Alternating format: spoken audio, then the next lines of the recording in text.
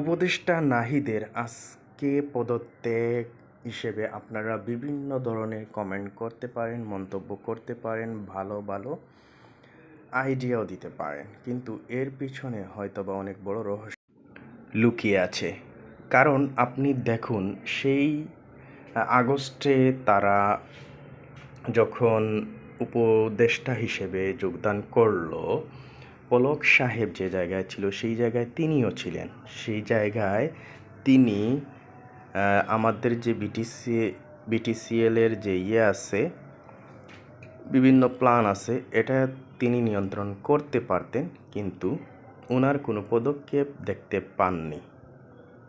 আপনার এমবির রেট বলেন, টক টাইমের কথা বলেন, সময়ের কথা বলেন, আপনার সে আগে যে অবস্থায় ছিল বর্তমানেও সেই অবস্থায় এখনও রয়েছে। তাইলে তিনি